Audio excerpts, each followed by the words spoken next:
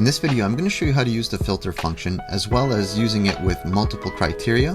I'm also going to include a couple of bonus functions that I think will complement it really well. If you find this video helpful and informative at any point, please like and subscribe. It would really help me out a lot. Thanks. On the left, I've created a table called Big Cities.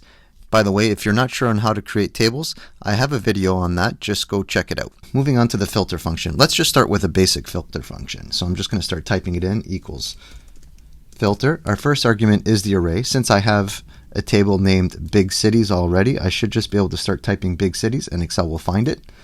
Next will be the include argument. This is really the criteria that we want to use for our filter. So in this case here, I'm going to say, just keeping it simple, I want cities with a population greater than 10 million. And the last argument is optional. This is if there were no cities greater than 10 million, what do we want it to return? So in this case here, we can just put two quotes, and I'll close out the function. And this has brought me back a list of cities with a population greater than 10 million. Let me just scroll down to confirm it. And yes. All right, now let's give this filter multiple criteria. I think this is a great example to really understand what's going on behind the formula. So I'm just going to highlight the second argument, and you can see that it brings back true or false values. This can also be interpreted as zeros and ones. So this is going to be key to us bringing in multiple criteria. So let's go ahead and do that. At the top, I have population 10 million. I would also like to filter out any cities that have a population density less than 25,000. So let's modify our formula to do that. So we have our first criteria, and now what I'm going to do, I'm just going to put it between brackets because we want to execute this as a mathematical equation. This is key to this part of the formula working. If we don't put it between brackets, it will give us a value error. So we have our first filter, which is going to be cities greater than 10 million. Next, we're going to multiply that by population density greater than 25,000. Now, once again, I'm going to put that between brackets and hit enter. And there we go. We can see that the list has shrunk. And what is key to understand is that we are multiplying 1 by 1 or 1 by 0. If we multiply 1 by 0, it comes back 0 and therefore is excluded from the table. So this is how we can use multiple criteria. Let's take a look at what's happening a little bit more closely. I'm going to select our second argument again, and now you can see we got a series of zeros and ones. And so the include argument is only going to return values that equal 1. So let's just take a quick look at the first two cities in our list. We have Tokyo. So if we look at Tokyo, the population is greater than 10 million, so that's a 1, but the density is less than 25,000, so that's a 0. So we've done 1 multiplied by 0 equals 0, so the filter function did not return Tokyo. But if we look at Delhi, Delhi has a population greater than 10 million, so that's a 1, and a population density greater than 25,000. That also is a 1. So 1 multiplied by 1 equals 1, and so our filter function returned that value. One last scenario that I'm going to cover is the OR statement.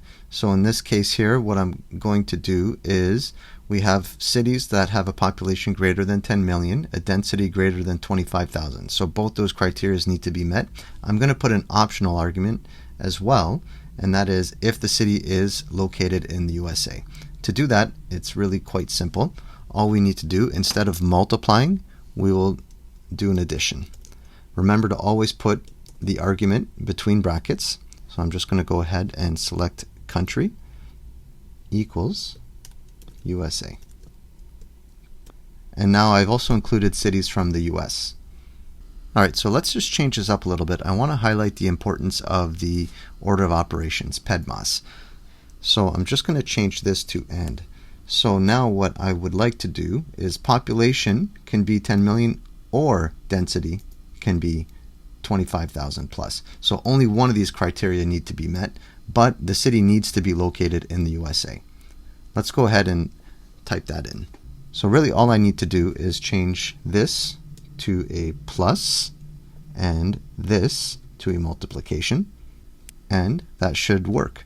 Well, it won't. Watch. And that's because it's following the order of operations.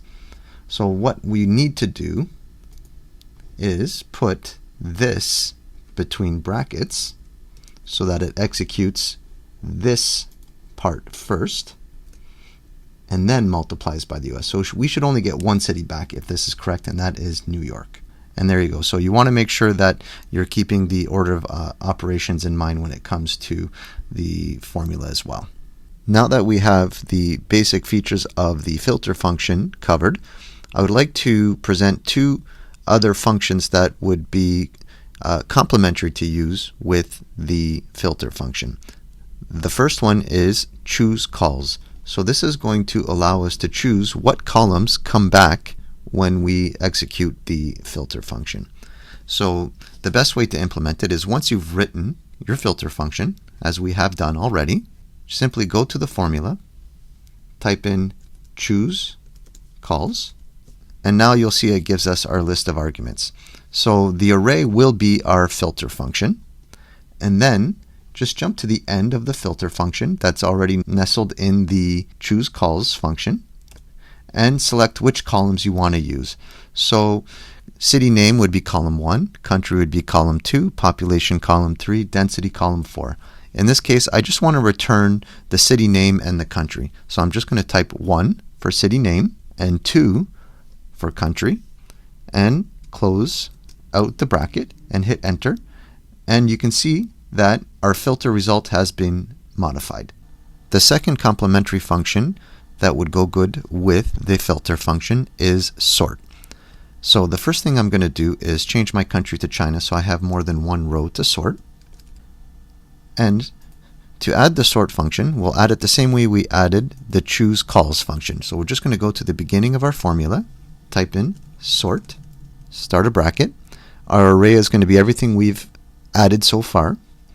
And now I'm going to jump to the end, and our sort index will sort by city name. So I'm going to choose column 1. And our sort order will be descending. Close the bracket, and there we go. Hopefully this video helps you get started with the filter function. If you found it helpful, kindly reminder, please like and subscribe. Thanks for watching.